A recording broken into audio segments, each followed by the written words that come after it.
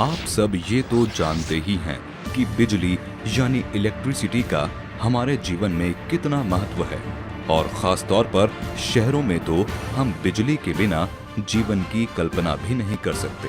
तो हमारे लिए ये भी जानना जरूरी हो जाता है कि बिजली का काम करने के लिए हमें किन किन औजारों की जरूरत पड़ती है।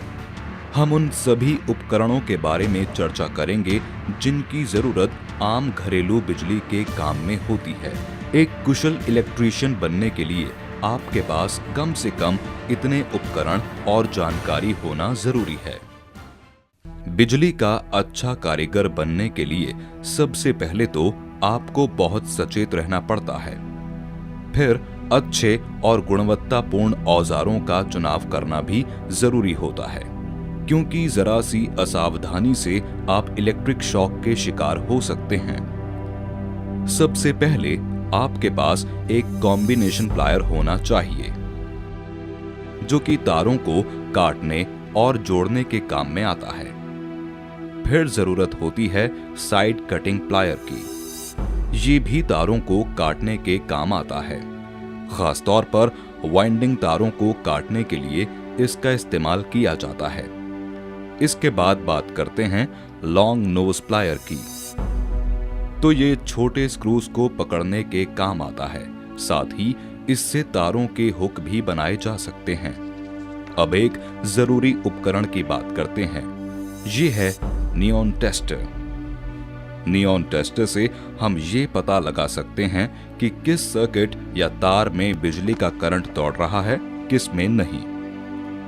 इसके बाद जो सबसे जरूरी उपकरण है वो है स्क्रू ड्राइवर या पेचकस। जैसा कि इसका नाम है, ये पेचों को कसने के काम आता है। ये कई तरह के होते हैं, साथ ही छोटे बड़े कई आकारों में मिलते हैं। अपनी जरूरत के मुताबिक आप इनका चुनाव कर सकते हैं। इनका भी इंसुलेटेड होना जरूरी होता है ताकि आप इलेक्ट्रिकल शॉक से बच सकें। इसके बाद आपको जिस औजार की जरूरत होती है वो है पोकर। पोकर की मदद से लकड़ी में छेद किया जा सकता है। अब बात करते हैं हैमर यानी हथौड़ी की। ये कील ठोकने के काम आती है।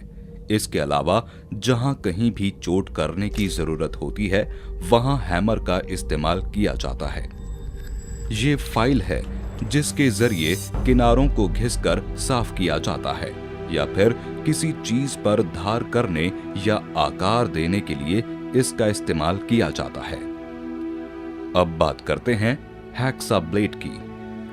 हैक्सा ब्लेड के फ्रेम पर जरूरत के मुताबिक कॉन्ड्यूइट पाइप को काटा जा सकता है।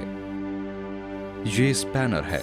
इसकी मदद से हम नट बोल्ट खोल सकते हैं और उन्हें टाइट कर सकते हैं। अब एक और जरूरी उपकरण, ये टेस्टिंग लैंप है। एक बल्ब, होल्डर और दो तारों को मिलाकर टेस्टिंग लैंप बनाई जाती है। इसकी मदद से न्यूट्रल और फेज वायर के बारे में जानकारी हासिल की जा सकती है। स्टैंडर्ड वायर गेज वो उपकरण है जिसके जरिए तारों के गेज के बारे में जानकारी हासिल की जा सकती है और जरूरत के मुताबिक तारों का चुनाव किया जा सकता है। अब बात करते हैं हाइड्रोमीटर की। इसके जरिए लेड एसिड बैटरी की ताकत नापी जा सकती है। और आखिर में बात करते हैं एम्पियर मीटर और वोल्ट मीटर की। तो वोल्ट मीटर हमें बताता है कि कितनी शक्ति से बिजली प्रवाहित हो रही है, जबकि एम्पियर मीटर के जरिए हम लोड की जानकारी ले सकते हैं। दोस्तों, ये थी एक शुरुआती जानकारी बिजली के काम में आने वाले उपकरणों के बारे में। उम्मीद है आपके लिए ये जानकारी उपयोगी साबित होगी।